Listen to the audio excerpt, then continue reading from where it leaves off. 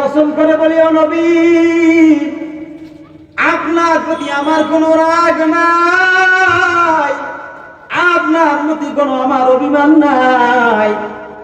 যুবক ভাইরা খুব খেয়াল করে শুনবেন। এবার নবীজি জিজ্ঞাসা করে, ও তালহা, যদি আমার প্রতি কোনো রাগ না থাকে, কোনো অভিমান না থাকে, তাহলে কেন তুমি এই কাজটা করো? আসো সবার শেষে, আবার যাও সবার আগে, একটু সময় দাও না, কারণ কি? এইবার তালহা রাদিয়াল্লাহু তাআলা দুই চোখ বেয়ে পানি পড়ে আর জবাব দেয়, ও নবী গো, আমি আর আমার স্ত্রী ঘরের মধ্যে বসবাস করি। যখন নামাজে দাঁড়ানোর জামাতের সময় হয়ে যায়, আমি আমার গায়ের মধ্যে একটা কাপড় পেঁচে আইসা নামাজে দাঁড়ায় যাই। নামাজের সালাম ফিরানোর পরে আবার তাড়াতাড়ি বাড়িতে যাই। বাড়িতে যাওয়ার পরে আমার কাপড়টা খুলে উলঙ্গ হয়ে আমি গর্তের ভিতরে লুকাই।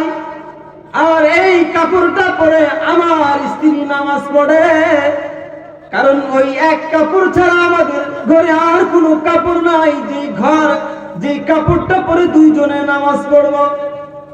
এই জন্য ফজরের সময় আমি তাড়াতাড়ি চলে যাই গো নবী। আমি আপনাদের সামনে কোরআনুল কারীমের 2 নম্বর পারার 11 নম্বর পৃষ্ঠা থেকে সূরাতুল বাকারার 208 নম্বর আয়াত তিলাওয়াত করেছি। আল্লাহ পাক চাহে তো এই নির্ধারিত সময়ে উক্ত আয়াতকে সামনে রেখে কিছু আলোচনা করার চেষ্টা করব ইনশাআল্লাহ। আমা তাওফীক ইল্লা বিল্লাহ। প্রথমে আমি আপনাদের সামনে এই আয়াতের তরজমা বলবো, এরপরে এই আয়াতের শানে নুজুল বলবো, এরপর এই আয়াতকে সামনে রেখে কিছু কথা বলবো ইনশাআল্লাহ। আমি যে আয়াতটা আপনাদের সামনে তেলাওয়াত করেছি, সূরাতুল বাকারার 208 নম্বর আয়াত। এই আয়াতে আল্লাহ তাআলা তার মুমিন বান্দাদেরকে ডেকে একটা কথা বলছেন, ইয়া আইয়ুহাল্লাযীনা আমানু, হে ঈমানদারগণ, উদখুলু ফিস সিলমি কাফা, তোমরা পরিপূর্ণ ইসলামের মধ্যে প্রবেশ করো। ওয়ালা তাত্তাবিউ খুতুওয়াতিশ শাইতান,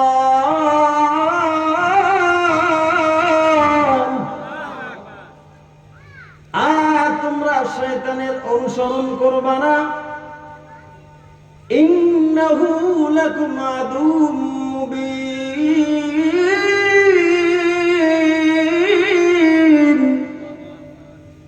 নিশ্চয়ই এই শয়তান তোমাদের প্রকাশ্য শত্রু। কে বলেছেন? তোমরা আয়াতের তরজমা জানলাম। আল্লাহ তাআলা তার মুমিন বান্দাদেরকে ডেকে বলছেন, ও ঈমানদার বান্দা, তোমরা পরিপূর্ণ ইসলামের মধ্যে প্রবেশ করো। 2 নম্বর কথা বলেছেন, তোমরা শয়তানের অনুসরণ করো না, কেননা শয়তান তোমাদের প্রকাশ্য শত্রু। এবার একটা সওয়ালে মুকাদ্দার বলে, অগ্রিম একটা প্রশ্ন আসে যে আমরা যে আয়াতটা শুনলাম, আল্লাহ তাআলা মুমিনকে বলছে তোমরা পরিপূর্ণ ইসলামের মধ্যে আসো, তাহলে মুমিন এক জিনিস আর মুসলমান আর এক জিনিস, এটা বুঝতে হবে। মুমিন বলা হয় যে সকল বিষয়ের উপরে ঈমান আনা আবশ্যক, এগুলোর উপরে যদি ঈমান আনে তাকে মুমিন বলে। আর শরীয়তের যত বিধিবিধান আছে কোরআন ও সুন্নাহর আলোকে পূর্ণাঙ্গভাবে এটার অনুসরণ করাকে বলে ইসলাম। এক কথায় আত্মসমর্পণ করা। কোরআন আমাকে যেই দিক চলতে বলেছে আমি সেই দিক চলব, কোরআন আমাকে যেই দিক নিষেধ করেছে আমি সেই দিক যাব না। রসুলের সুন্নাত আমাকে যেই দিক যেতে বলেছে আমি সেই দিকেই যাব। রসুলের সুন্নাত আমাকে যেই দিকে যাওয়ার জন্য নিষেধ করেছে আমরা সেই দিকে যাব না। এটার নাম হলো ইসলাম। এটার নামই যারা এই আনুগত্য প্রকাশ করবে তাদেরকেই বলে মুসলমান। তাহলে প্রশ্নের উত্তর তো বোঝা গেল যে মুমিন হইল কারা? যারা আল্লাহর প্রতি, রসুলের প্রতি, কিতাবের প্রতি, ফেরেশতাদের প্রতি যে সকল বিষয়ের উপরে বিশ্বাস স্থাপন করা লাগে এগুলোর উপরে বিশ্বাস করবে তাকে বলে মুমিন। আর এই বিধিবিধান পুরাপুরি নিজের জীবনে বাস্তবায়ন করবে, নিজের জীবনটাকে ইসলামের জন্য আত্মসমর্পণ করে বিলিয়ে দেবে, তার নামই হইল মুসলমান। তাহলে মুমিন আর মুসলমান চিনলাম তো? এই জন্যই আল্লাহ বলছেন যে হে ঈমানদারগণ, তোমরা এবার ইসলামে পরিপূর্ণ প্রবেশ করো। এই হচ্ছে শাব্দিক তর্জমা। এবার আসেন এই আয়াতের শানে নুজুলটা কি? এই আয়াতটা আল্লাহ তাআলা কখন নাজিল করলেন, কোন প্রেক্ষাপটে, কিভাবে, কারণটা কি? বিশ্বনবী মুহাম্মদুর রাসূলুল্লাহ সাল্লাল্লাহু আলাইহি ওয়াসাল্লাম যখন মক্কা থেকে মদিনায় হিজরত করে চললেন, মদিনায় তিনি প্রবেশ করবেন। মদিনার প্রবেশদ্বারে মদিনাবাসী শিশু বাচ্চারা, যুবকরা, পাশাপাশি মুরব্বীরা সবাই মদিনাবাসী একত্র হয়ে এসেছে নবী করিম সাল্লাল্লাহু আলাইহি ওয়াসাল্লামকে আহ্বান জানানোর জন্য, তাকে শুভেচ্ছা জানাতে। বাচ্চারাও তখন পড়া শুরু করেছে, তালাআল বাদরু আলাইনা মিন সানিয়াতিল ওয়াদা ওয়াজাবা শুকরু আলাইনা মাদাআলিল্লাহিদা।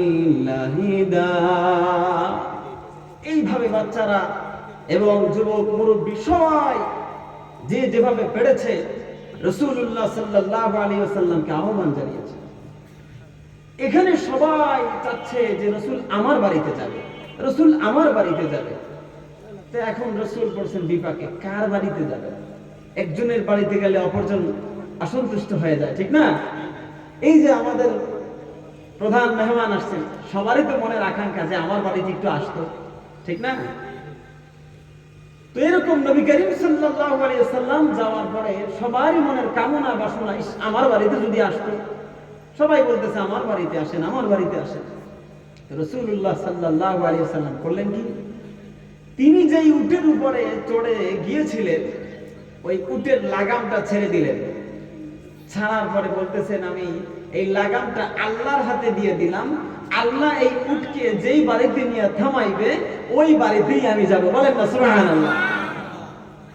কত সুন্দর সমাধান রাসূল দিলেন। এবার কেউ আর কিছু বলে না, ঠিক আছে আমরা মাইনা নিলাম, আল্লাহ তাআলা যেখানে দিবেন সেখানেই যাবে। এই উট চলতে চলতে পাহাড়ের একটু উঁচু জায়গায় এক সাহাবীর বাড়ি, হযরতে আবু আইয়ুব আনসারী রাদিয়াল্লাহু তাআলা আনহু, ওনার বাড়ির দিকে রওনা করে তার বাড়ির সামনে থামলেন।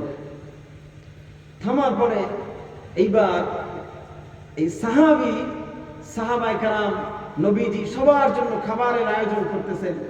তো এই আগুনের ধোঁয়া উপর দিকে গেছে, নিচেই এক বিশাল ফসলের বাগান ছিল। ওই বাগানের মালিক হলেন আব্দুল্লাহ ইবনে সালাম রাদিয়াল্লাহু তাআলা আনহু। তখনও তিনি ইসলাম গ্রহণ করেন নাই। তিনি দেখলেন উপর থেকে ধোঁয়া উঠতেছে, আমার বন্ধু আবু আইয়ুব আনসারীর বাড়িতে, কারণ কি? খোঁজ নিতে তিনি গেলেন, গিয়ে দেখলেন সবাই তাকে বলছে যে ইসলামের যিনি নেতা মুহাম্মদ সাল্লাল্লাহু আলাইহি ওয়াসাল্লাম তার আগমন ঘটেছে, এজন্য পাক শাকের ব্যবস্থা হচ্ছে।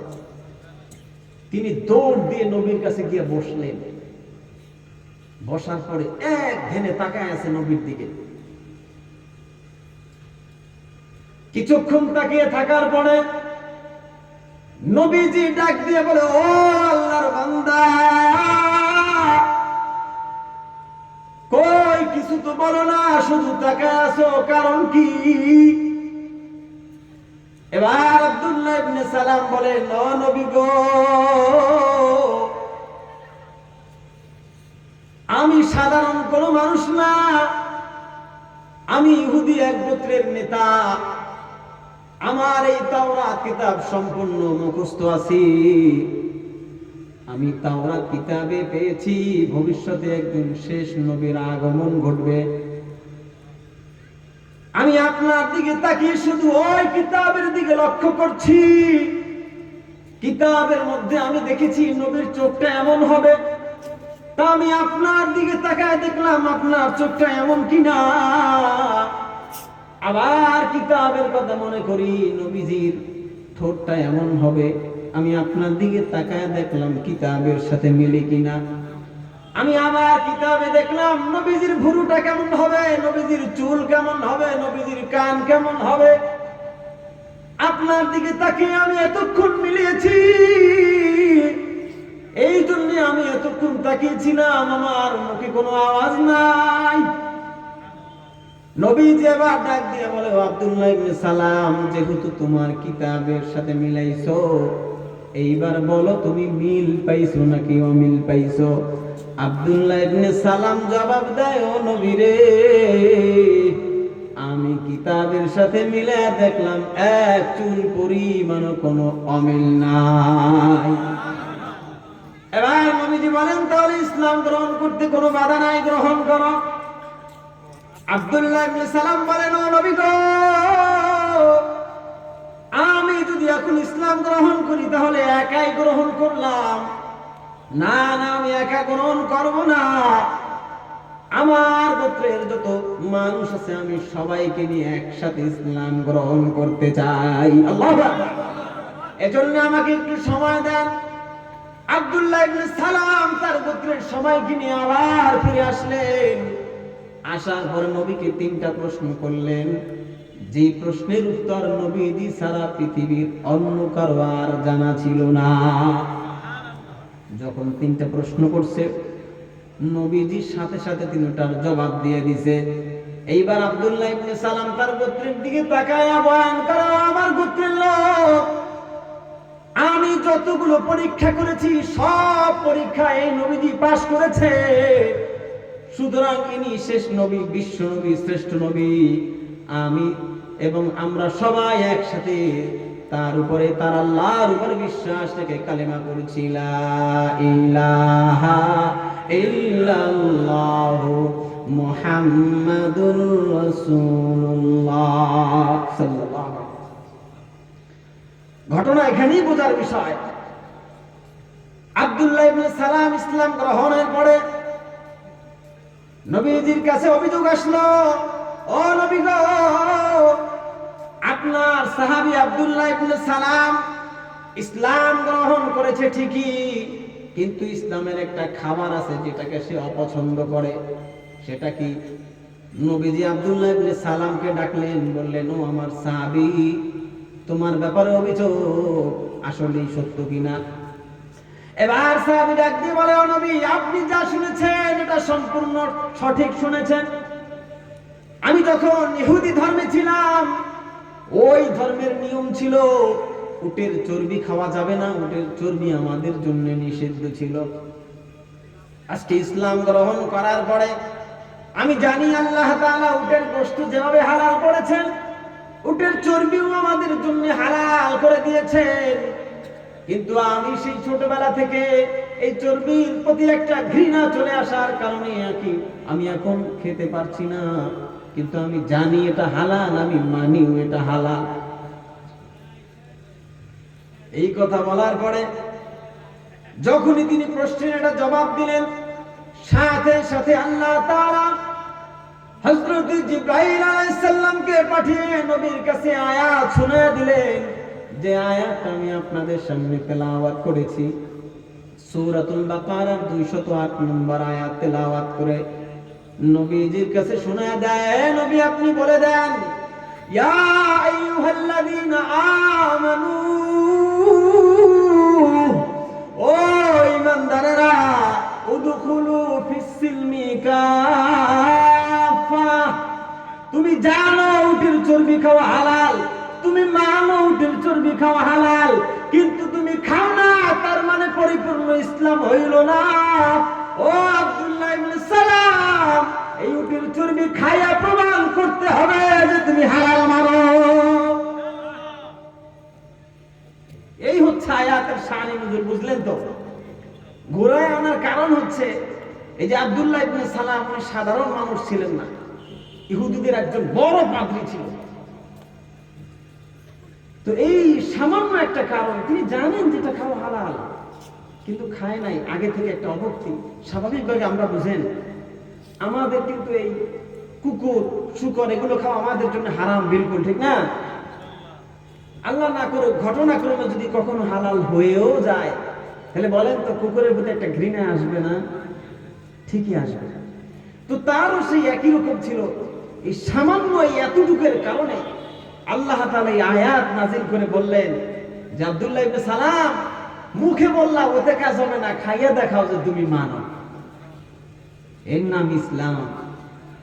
আল্লাহু আকবার। এজন্য বলছেন আল্লাহ তাআলা উদখুলু ফিস সিলমি কাফা, যে পরিপূর্ণ তোমরা ইসলামের মধ্যে প্রবেশ করো। মুখে এক কথা বললা আর কাজে আরেকটা করলা, এটা কিন্তু ইসলাম না। এটা আমাদেরকে পরিপূর্ণ মেনে দেখাতে হবে যে আল্লাহ আমরা পুরোপুরি মানি। এর একটা জ্বলন্ত প্রমাণ আপনাদের সামনে দিচ্ছি। নবীজি সাল্লাল্লাহু আলাইহি ওয়াসাল্লামের জামানায় মদিনায় এক মুনাফিক বসবাস করত, যার নাম হচ্ছে বিশির। এই বিশির নামক মুনাফিক ইহুদিদের কাছ থেকে সে টাকা ধার নিয়েছে। টাকা ধার নেওয়ার পর এবার গরিমিশি করতেছে। ইহুদি বলে যে ভাই তোমার কাছে টাকা ভাই তুমি দাও, কিন্তু এই মুনাফিক তো মুসলিম সেজে বসে আছে, নবীর পিছনে নামাজ পড়ে, নবীর ওয়াজের গিয়া বসে ওয়াজ শুনে, নবী যেখানে যায় পিছে পিছে যায়, মুসলমানদের কাতারে থাকে, কিন্তু এই দিকে আবার গাদ্দারি করে। এমন মুসলমান আমাদের দেশে আছে না নাই? এই গাদ্দার তো গাদ্দারি শুরু করছে, বলে না আমি তোমার কাছ থেকে টাকা নেই। এবার ইহুদি বলতেছে চলো সমাধানের জন্য আমরা নবীর কাছে যাই। এ বলতেছে কি যে না, নবীর কাছে যাওয়ার দরকার নাই, চলো আমরা তোমাদের ইহুদিদের যে সর্দার আছে কাব বিন আশরাফ তার কাছে যাই। দেখেন শুধু ঘটনা না, ভিতরে বোঝার অনেক কিছু আছে। এই কাব বিন আশরাফের দিকে যাইতে বলতেছে, সে কিন্তু একটা তাগুত ছিল, ইহুদিদের সর্দার ছিল। এটা কারণ কি? মুহাদ্দিসিন একরাম বলেন যে নবীর কাছে গেলে সত্য যেটা সেটাই তিনি ফয়সালা করবেন, যদিও সেটা মুসলমান হয় না কেন। তিনি তার দলের এজন্য তার পক্ষে বলবেন, এজন্য নবীজি এরকম করবেন না। কিন্তু কাব বিন আশরাফের কাছে যদি যায়, মনে করেন এই বিশির নামক মুনাফিকটা 50,000 টাকা লেনদেন করছে, এখন গোপনে গোপনে যদি 10,000 টাকা কাব বিন আশরাফের পকেটে ঢুকাইয়া দিতে পারে, তাহলে মনে করেন যে মামলা আবার পক্ষে এসে পড়ছে। এই চিন্তা করে বলতেছে না না না, নবীর কাছে যাওয়ার দরকার নাই, চলো কাব বিন আশরাফের কাছে যাই। ইহুদির মনে খটকা লাগলো, কি রে, ওর নেতা হইল নবী মুহাম্মদ, তার কাছে যাবে না, ও আমার নেতার কাছে আসবে, ঘটনার ভিতরে কোনো প্যাচ আছে। এবার ইহুদি বলল না, তোমার নেতার কাছেই যাবে। কারণ নবীজির এই বিচারের ব্যাপারে সারা মক্কা মদিনা সহ আরব বিশ্বে ছড়িয়েছিল যে তিনি সৎ বিচারক। এইবার দুইজন মিলে গেছে নবীর কাছে। যাওয়ার পরে সব ঘটনা শোনার পরে নবীজি বুঝলেন যে এই বিশির নামক এই মুনাফিকটা গাদ্দারি করতেছে। তখন তার বিরুদ্ধে রায় দিয়ে ইহুদির পক্ষে রায় দিয়েছে। বিচার কার্য ওখান থেকে চলে আইসা এই বিশির বলতেছে ইহুদিকে যে ভাই বিচারটা আমার পছন্দ হইল না, মনে হয় নবীজি খুব ব্যস্ত ছিল, এই জন্য তাড়াহুড়া করে একটা ফয়সালা দিয়ে দিছে, চলো আমরা ওমরের কাছে যাই। কয় তোমার এটা পছন্দ হইল না? কয় না। ঠিক আছে চলো ওমরের কাছে। এইবার ওমর রাদিয়াল্লাহু তাআলা আনহুর কাছে গেছে। তার কাছে যাওয়ার পরে ঘটনা খুলে বলছে যে এই অবস্থা। বলে আগে কি কেউ বিচার করছে? ওমর জিজ্ঞেস করতেছে আগে কি কেউ বিচার করছিল? হ্যাঁ, নবীজি বিচার করছে, এই বিশিরের নাকি পছন্দ হয় না, এজন্য আপনার কাছে আসছে, না আপনি একটা ফয়সালা করেন। এবার বিশিরকে বলতেছে ওমর রাদিয়াল্লাহু তাআলা আনহু, আচ্ছা নবীজি কি তোমার সামনাসামনি একবার বিচারটা করে দিছে? হ্যাঁ বিচার করছে। কি করছে না করছে ব্যস্ততার কারণে, এটা আপনি করেন তো। আমার করতে হবে? হ্যাঁ, ঠিক আছে, বসো। এবার ওমর ফারুক রাদিয়াল্লাহু তাআলা আনহু তিনি ঘরের ভিতরে গেলেন। ভিতর থেকে তিনি খোলা তরবারি আনলেন। আইনা এবার বিশিরকে বলতেছে, নবীজি যেখানে কোরআন হাদিস অনুযায়ী তোমার বিচার করলো, এই বিচার তোমার পছন্দ হইল না, নবীজির উপরে আইসা তুমি ওমরের কাছে আসছো বিচার নিতে, তাহলে ওমরের ফয়সালা হইল তোমার গর্দান আর তোমার দেহ একসাথে থাকতে পারবে না, বলেই মাথাটা ফালাই দিছে। বলেন আল্লাহু আকবার। আল্লাহর বিধানের উপরে, নবীর বিধানের উপরে কারো বিধান চলতে পারে? কোরআনের বিধানের উপরে, কোরআনের শাসনের উপরে কারো শাসন চলতে পারে না। নবীজি উপস্থিত এই অবস্থায় যে ওমর কাহিনীটা ঘটাইলেন, একটা অপরাধ করে ফেলেছিলেন। এই ব্যাপারে আল্লাহ তাআলা সূরাতুন নিসার 65 নম্বর আয়াতে ওমর রাদিয়াল্লাহু তাআলা আনহু এটা সাপোর্ট করছেন যে ওমর ঠিক করছে, যে আল্লাহর হুকুম মানলো না, আল্লাহর বিধান মানলো না, নবীজির দেওয়া ফয়সালা মানলো না, ওর দুনিয়ায় থাকার কোনো অধিকার নাই, ওরে ফালাইছে, ভালো করছে। সূরা নিসার 65 নম্বর আয়াতে আল্লাহ বলছেন, ফালা রাব্বিকা লা ইউমিনুনা হাত্তা ইউহাক্কিমুকা ফীমা শাজারা বাইনাহুম। আল্লাহ তাআলা বলেন, হে নবী আপনার রবের কসম। এখানে আল্লাহ তাআলা বলেন নাই ওয়াল্লাহি, আল্লাহর কসম এভাবে বলেন নাই। আল্লাহ তাআলা নবীকে বড় ভালোবাসে, নবীকে বড় মায়া করে, কারণ এতিম নবী আল্লাহ তাআলা সেই ছোটকালে এতিম বানায়া দিবেন। সূরা দুহার মধ্যে আল্লাহ বলেন, ও নবী আপনাকে এতিম বানায়া আমি আপনাকে আশ্রয় দিয়েছি, আমি আপনার সেই দেখভাল লালন পালনের দায়িত্ব নিয়েছি। সেই ছোটকাল থেকে নবীকে বড় মায়া করে, বড় ভালোবাসে। এই জন্য আল্লাহ তাআলা ওয়াল্লাহি না বলে ওয়া রাব্বুকা বলেছেন, আপনার রবের কসম। যদি আল্লাহ এখানে বলতেন ওয়াল্লাহি, তাহলে এখানে আল্লাহর সুনামটাই হইতো, নবীজির হইতো না। এই জন্য ওয়া রাব্বুকা বলে বলছেন আপনার রবের কসম, মানে নবীকেও এখানে একটু সম্মানিত করলো। কথা বলেন ঠিক কিনা? বলছেন ফালা ওয়া রাব্বিকা, আপনার রবের শপথ, লা ইউমিনুনা, ততক্ষণ পর্যন্ত কেউ মুমিন হইতে পারবে না, হাত্তা ইউহাক্কিমুকা ফীমা শাজারা বাইনাহুম, যতক্ষণ পর্যন্ত আপনার দেওয়া ফয়সালা, কোরআনের দেওয়া ফয়সালা, আল্লাহর দেওয়া ফয়সালা কেউ না মানবে, ততক্ষণ পর্যন্ত সে মুমিন হইতে পারবে না। আল্লাহ তাআলা এই ব্যাপারে সাপোর্ট করছেন। এজন্য কোরআনের শাসন দরকার আছে না নাই? কোরআনের শাসন যতদিন পর্যন্ত না আসবে, ততদিন পর্যন্ত এই মুমিন কোনদিন শান্তি খুঁজে পাবে না। কারণ উদাহরণ বুঝেন, একজন মানুষ, একজন বিজ্ঞানী একটা গাড়ি বানাইলো, মনে করেন কথার কথা, ওই গাড়িটা কিভাবে চালাইতে হবে, কতটুকু তার স্পিড হবে, কি পরিমাণ ব্রেক, কোনটায় তার গতি বাড়বে, গিয়ার দিতে হবে, এগুলো সব ওই ইঞ্জিনিয়ার জানে। সে যেভাবে বলবে ড্রাইভারকে কিন্তু সেভাবেই চালাইতে হবে। ড্রাইভার যদি বলে যে না, গাড়ি আমার হাতে, আমি আমার মন মতো চালাবো, তাইলে কি চলা যাবে? কিছু দূর যাওয়ার পরেই তার শেষ হয়ে যাবে, আর চলতে পারবে না। ঠিক তদ্রুপ ভাবে আল্লাহ তাআলা এই দুনিয়া বানাইছেন, আল্লাহ তাআলা আসমান বানাইছেন, আল্লাহ তাআলা জমিন বানাইছেন, আল্লাহ তাআলাও এই মানুষ বানাইছেন। এই মানুষ বানানোর পরেও আল্লাহ তাআলা মানুষের জীবন চলার জন্য একটা বিধান দিয়েছেন, কি দেয় নাই? দিছে। এই বিধান হচ্ছে কোরআনের বিধান। আল্লাহ তাআলা বলেন এই কোরআনের বিধান যদি মানো, তাহলে এই মানব জাতি তারা শান্তি পাবে, সুখ পাবে। আর যদি এই কোরআনের বিধান না মেনে এই তন্ত্র মন্ত্র মানতে যায়, এর মধ্যে কোনো সুখ কোনোদিন আসতে পারে না। আপনারা দেখবেন বিগত সময় নেতা নেত্রী অনেক পাল্টাইছে, মুদ্রার রূপ পাল্টায়, খালি মুদ্রা যেটা সেটাই আছে, এরকম হয়েছে না? চোরকে ধইরা নিছে জেলের মধ্যে, মামু খালু ধইরা, দলের লোক ধইরা, সে আবার মুক্তি পাইছে। আগে ছিল চোর, এখন বের হওয়ার পরে সে হচ্ছে ডাকাই। এরকম আছে না? অনেক প্রমাণ আছে। দলীয় লোক হওয়ার কারণে চুরি করছে, জেলে ঢুকাইছে মানুষকে দেখানোর জন্য, কিছুদিন পরে আবার ছেড়ে দিছে। এখন সাহস আরো বাড়ছে, এবার সে চুরি আর করে না, এবার সে করে ডাকাতি। এগুলো আমরা দেখি তো সচক্ষে। আল্লাহ আমাদেরকে সঠিক বোঝার তৌফিক দান করুক, বলেন আমিন।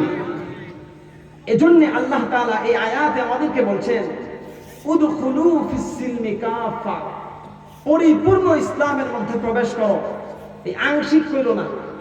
জুমার দিন আসে, তুমি শুধু মসজিদে এসে উপস্থিত হইলা, 2 রাকাত নামাজ পড়লা, আর তোমার কোনো খবর নাই, তোমাকে আর খুঁজে পাওয়া যায় না, এটার নাম ইসলাম না। এই যে বিশেষ করে এখন দেখা যায় এই হ্যাপি নিউ ইয়ার, এই নতুন বছর সম্পর্কে আল্লাহু আকবার কি পরিমাণ যে গুনাহের কাজ হয়। আমার একটা প্রোগ্রাম ছিল এই গত পরশু রাত্রে মশাঙের ওইদিকে, আসার পথে দেখলাম আমার কিছু যুবক ভাই, আল্লাহ, আমার এই যুবক ভাইদেরকে দেখছি তারা এই লাল নীল বাতি জ্বালাইয়া এমন জোরে সাউন্ড দিয়া গান বাজাইতেছে, ওই বাজানের তালে নাচতেছে, মনে হয় যেন স্বইচ্ছায় নাচে না, ওই বাদ্যগুলো আবার নাচতে বাধ্য করতেছে। ওর জীবনের উদ্দেশ্যই জানে না যে আল্লাহ আমারে কেন বানাইছে, ও কোত্থেকে আসছে, কোথায় যাবে। মুসলিম জাতি জানে না তো এই যে হ্যাপি নিউ ইয়ার পালন করে, এই যে উদযাপন, এগুলো কি মুসলমানের বলেন? ইতিহাস জানে না, জানা দরকার। আপনারা স্মার্টফোন ব্যবহার করেন, ইন্টারনেটে গিয়ে গুগলে সার্চ করবেন, জানুস লিখে, কি লিখে? জানুস লিখে সার্চ করবেন, দেখবেন একটা মূর্তির ছবি আসে, যে মূর্তির 2টা মাথা। কয়টা? 2টা মাথা। আরো বিগত প্রায় 4000 বছর আগে রোমানরা এই মূর্তির পূজা করত। এই মূর্তির এক চেহারার দিকে তাকাইয়া বলতো, আমাদের এই যে বিগত 1 বছরে আমরা যে গুনাহগুলো করলাম, এই অপরাধগুলো করলাম, ক্ষমা করে দেন। আবার আরেকটা চেহারার দিকে তাকায়া বলতো যে আপনি তো সামনের বছরে কি হবে সব জানেন, তো আমাদের সামনের জীবনটা যেন ভালো হয়, আপনি সেই দিকে খেয়াল রাখেন। বলেন না নাউজুবিল্লাহ। তারা এই দিন ঈদ উদযাপন করতো, উৎসব করতো, এই বছরের শেষ দিন আসলে। এটা তো মুসলমানের কোনো উৎসব নয়, এটা ইহুদিদের সেই বিগত সময় রোমানদের কার্যকলাপ ছিল। মুসলমান এগুলো করতে পারে না। আবার এগুলোর মধ্যে এই গান বাদ্য বাজায়, আল্লাহ, এই গান বাদ্য বাজায়। আবার জিজ্ঞেস করলে বলে যে আমার কান দিয়ে আমি শুনি, আমার চোখ দিয়ে আমি দেখি, আপনি বলার কে? এটা কি তার কান? বলেন, এটা কি তার চোখ? আল্লাহ তাআলা 15 নম্বর পারা কোরআনের সূরাতু বনী ইসরাঈলের 36 নম্বর আয়াতে বলছেন ইন্নাস সামআ ওয়াল বাসারা ওয়াল ফুআদা কুল্লু উলাইকা কানা আনহু মাসউলা। নিশ্চয়ই তোমাদের কান, তোমাদের চোখ, তোমাদের অন্তর, এগুলো সব কিয়ামতের ময়দানে জিজ্ঞাসিত হবে। যদি আমি বলেই থাকি যে কান আমার, তাহলে আমার বিরুদ্ধে কেন সাক্ষী দিল? যদি বলি চোখ আমার, আমার বিরুদ্ধে কেন সাক্ষী দিল? যদি বলি অন্তর আমার, হাত তো আমার, তাহলে কেন আমার বিরুদ্ধে সাক্ষী দিল? 23 নম্বর পারার সূরাতু ইয়াসিনের 3 নম্বর পৃষ্ঠে আল্লাহ বলেন আল ইয়াউমা নাখতিমু আলা আফওয়াহিহিম, সেই দিন তোমাদের জবানগুলো বন্ধ করে দেওয়া হবে। ওয়া তুকাল্লিমুনা আইদিহিম, তোমাদের হাতগুলো সেদিন তোমাদের বিরুদ্ধে সাক্ষী দেবে, কথা বলা শুরু করবে। ওয়া তাশহাদু আরজুলুহুম, তোমাদের পাগুলো তোমাদের বিরুদ্ধে সাক্ষী দিবে। সেদিন বলবে আল্লাহ, হ্যাপি নিউ ইয়ারের তারা এই উদযাপন পালন করার জন্য আপনার দেওয়া হাত দিয়ে তারা সুইচ অন করে গান বাজাইছিল, আপনার দেওয়া এই পা দিয়ে তারা ওই মজমার মধ্যে গিয়েছিল, আপনার দেওয়া কান দিয়ে তারা এগুলো শ্রবণ করেছিল। আল্লাহ, আমরা তার বিরুদ্ধে সাক্ষী দিচ্ছি, আপনি তাকে জাহান্নামের আসামি বানায় না। এগুলো কোরআনের ভাষা। কিন্তু আমার যুবক ভাইরা এগুলো বুঝতে চায় না। তারা পড়ে আছে সেই খেল তামাশার পিছনে, গুনাহের পিছনে। এই খেলা সম্পর্কে তো বুঝেই না। হক কথা আমাকে বলতেই হবে, কার গায়ে লাগবে, কার পিঠে, কার পেটে, কার চোখে, এগুলো আমার দেখার বিষয় না, বলতেই হবে আমাকে।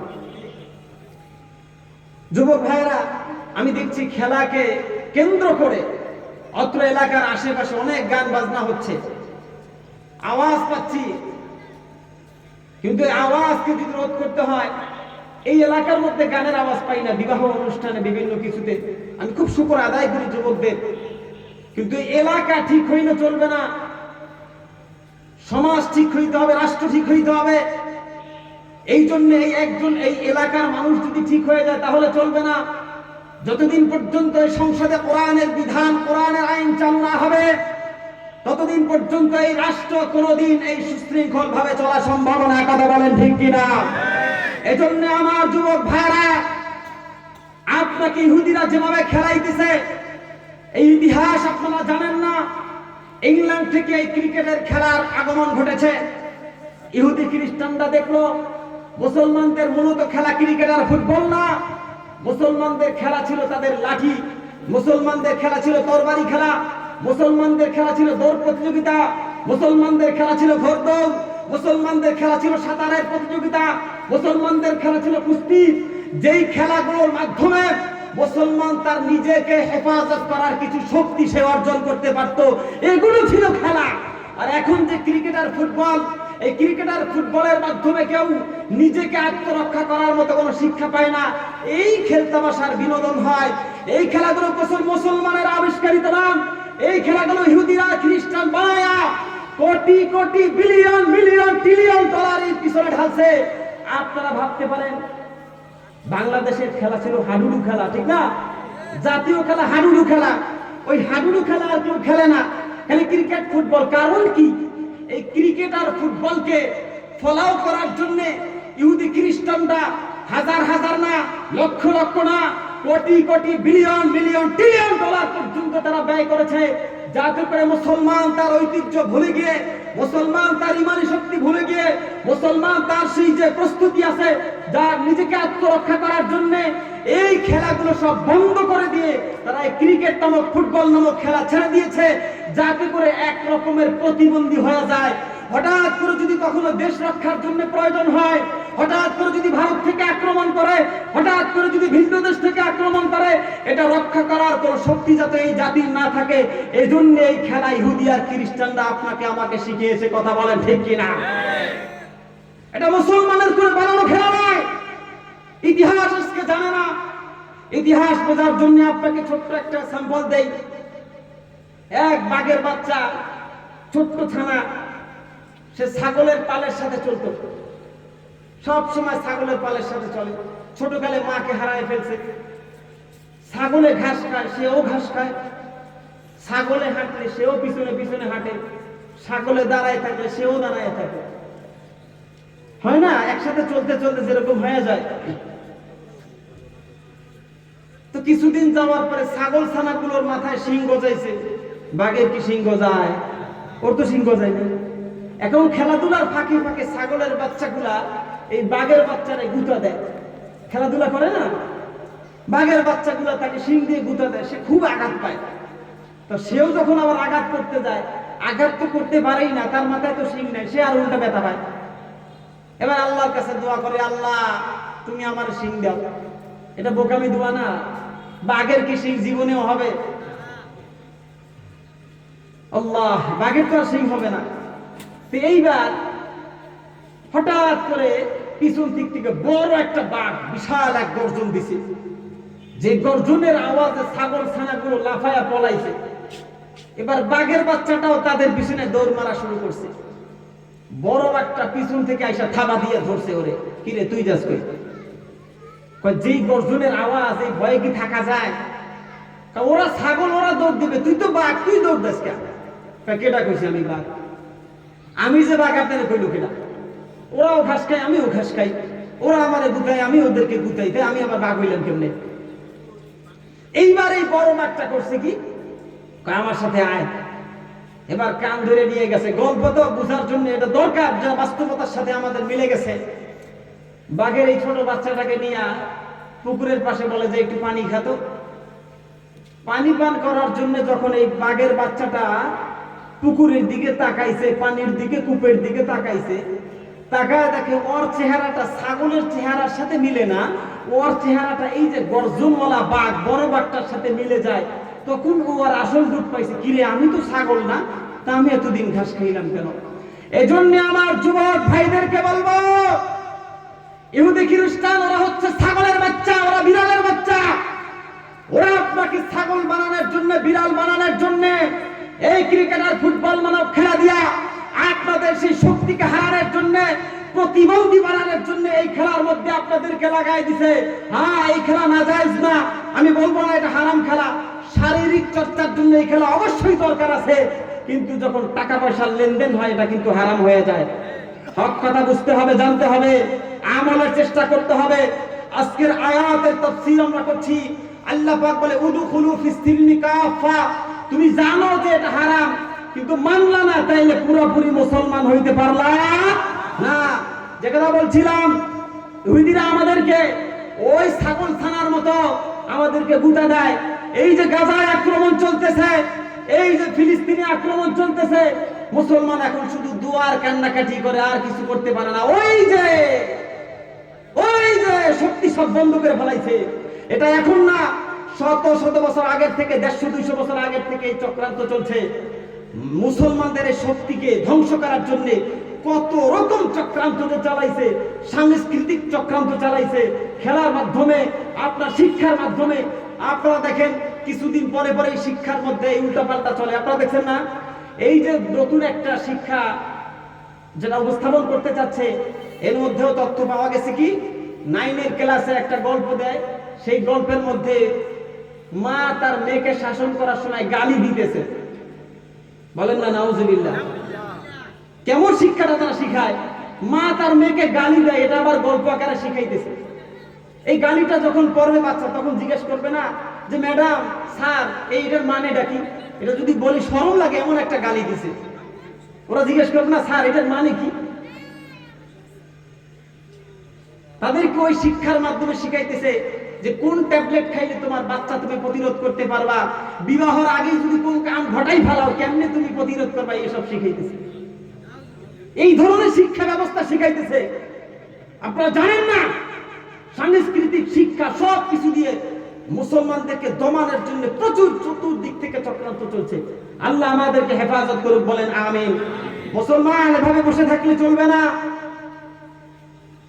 উদাহরণস্বরূপ আরেকটা বিষয় বলি, সময় খুবই কম।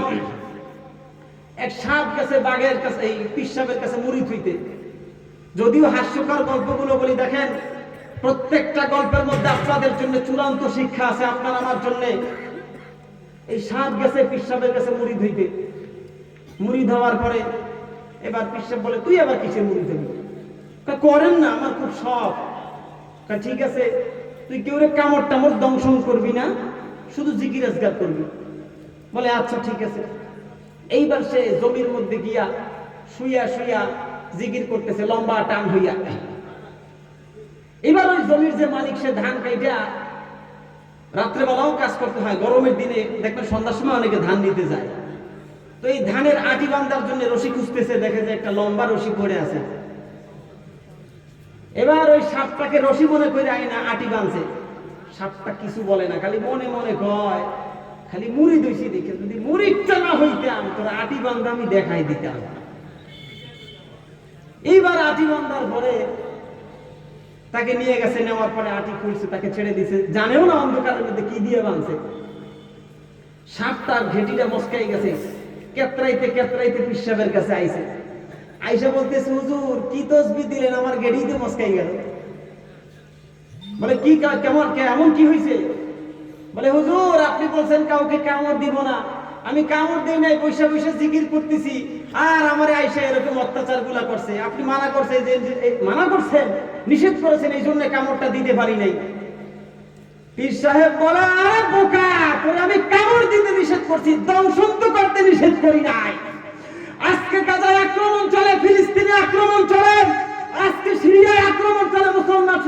করে দোয়া করে এতে হবে না। ও মুসলমান, ঈমানি বলকে আরো সুচ্চার করতে হবে। নারায়ে তাকবীরের স্লোগানের মাধ্যমে আমাদের ঈমানি শক্তিদের সামনে আগায় যেতে হবে। কথা বলে ঠিক কিনা? নারায়ে তাকবীর। আল্লাহ আমাদের সবাইকে কবুল করুন, বলেন আমিন। নামাজের সময় হয়ে আসছে, আজানের সময়।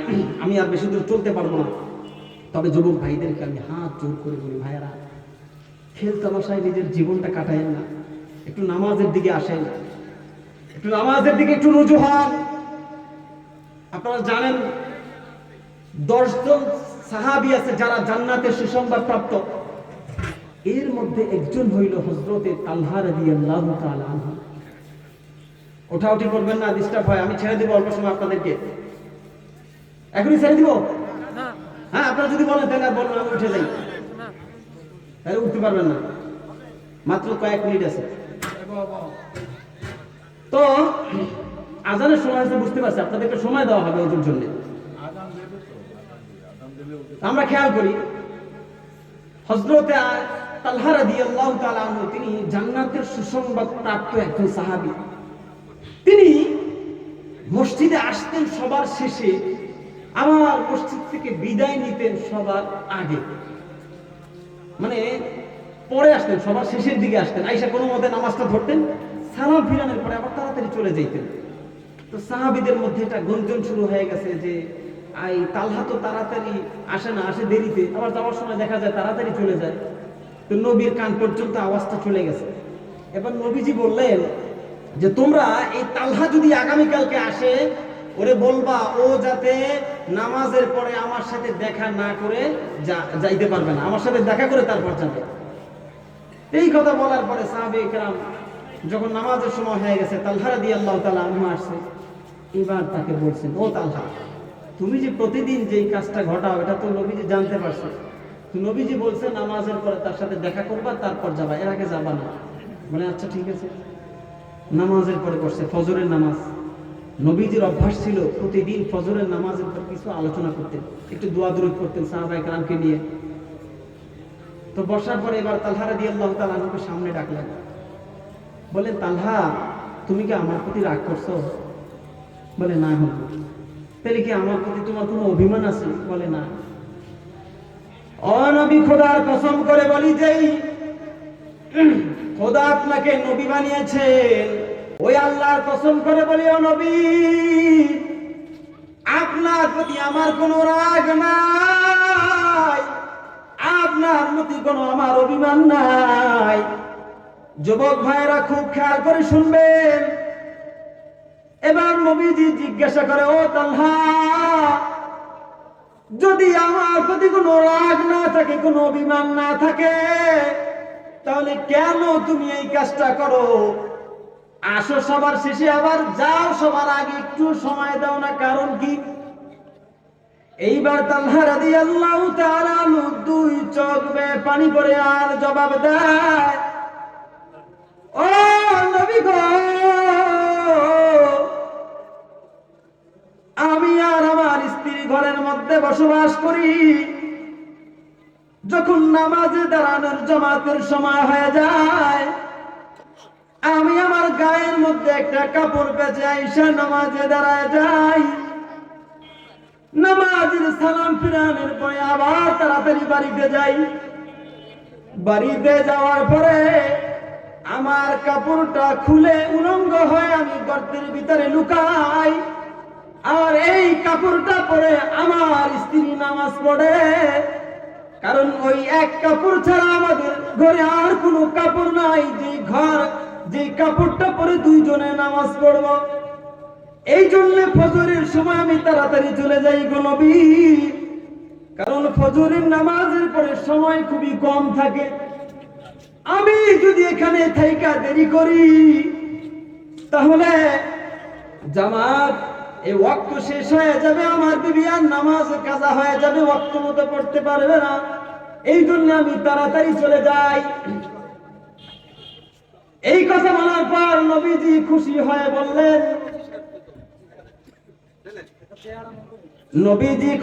বললেন, ও তালহা, তোমার এই কাজ কর্মের কারণে আমার আল্লাহ এত খুশি হয়েছে।